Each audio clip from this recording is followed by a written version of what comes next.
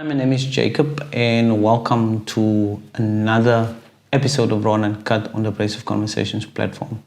In this segment, I briefly want to speak about a film that a colleague of mine and I completed recently. That film's name is The Broken String. The Broken String is a documentary film about the continuous marginalization of the San or Bushman people in South Africa. In this film, we sit down with two elderly Bushmen, and they share their stories of how they were oppressed during apartheid. But they also share that this particular oppression didn't stop in 1994 or 1990.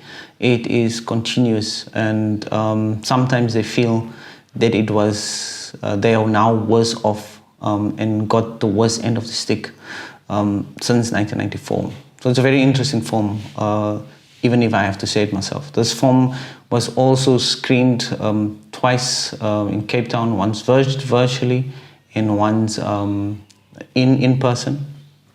And we also screened this film in the Northern Cape, Berkeley West, in Uppington last month, and we will screen it two more times.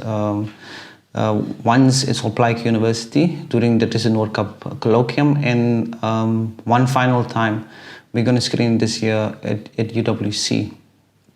So that is about the specific film, but the lesson that I took from that specific film is the amount of pain that is still in our communities.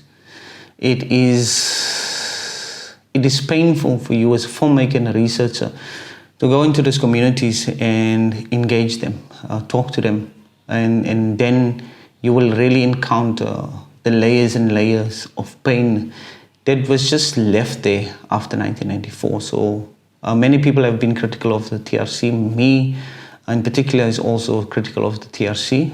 But my critique of the TRC comes from that there was no kind of restorative memory or a process of catharsis or this release, this pain. Our communities were not given the opportunity to release their pain. So they're still dealing with this particular pain, and we can see in our communities how this pain is manifesting horizontally. So it's now by no accident that our communities are the most violent communities in South Africa. They're violent because there is so much pain that has to go out. And if you are in pain, then someone else must also feel that pain, and you will kind of express that particular pain horizontally. So this doesn't come from my work. It is actually a Fanonian lens through which I look at the continuous oppression of people in South Africa. So the current state, the kind of ANC-led government or the ANC-led state, I don't think they were interested in dealing with the pain. The moment that marked for me how they didn't want to help and deal with the pain is the Cyril Ramaphosa-led massacre of Marikana in 2012. So his hand was deep in the massacre of those miners in Marikana, and yet today he's the president. So how must those communities and those people feel that our president had a hand in the killing of their husbands, their sons, and the breadwinners of those communities? How must our communities feel? So this is the type of pain that we still have in our communities. And at the Berkeley West screening, my final words to that specific community was, tell your own story. Tell your own story. The government and no one else will come and tell your story for you.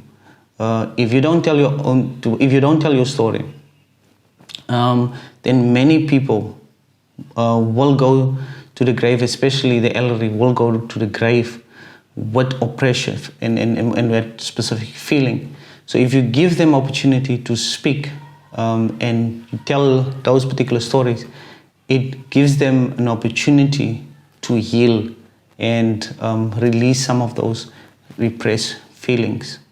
I'm just really worried that this continuous pain in our communities is going to be long-lasting because there is no kind of national project or something to do with a specific pain. Our issues currently is bread and butter issues. We don't have an economy that is growing. There is no jobs.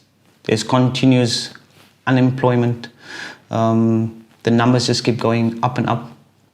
So if you have a fight with bread and butter issues, there is no time for you to think about how to deal with the pain, because survival is first, and then you can later on think about the pain. So there is a generation of young people in South Africa that is growing up on bread and butter issues, but they still experience generational pain, and it's that generational pain that will continuously be manifested horizontally, and will kind of create the endless cycle of violence in our communities.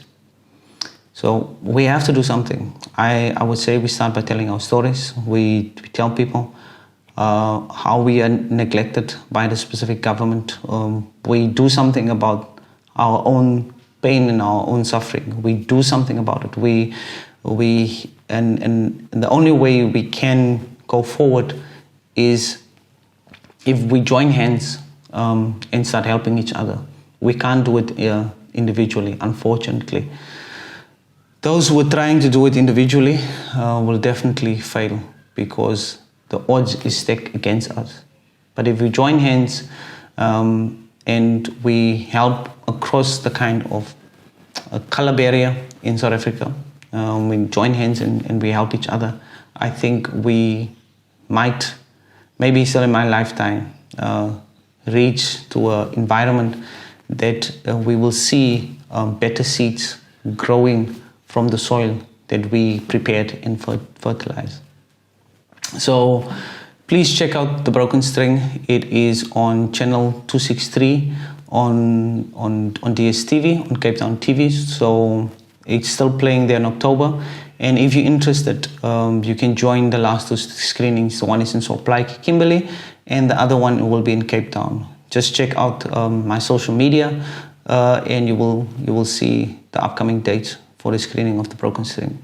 I thank you very much for watching in, for joining in and watching this particular segment. But until we see each other again, may God bless you. Thank you. Bye-bye.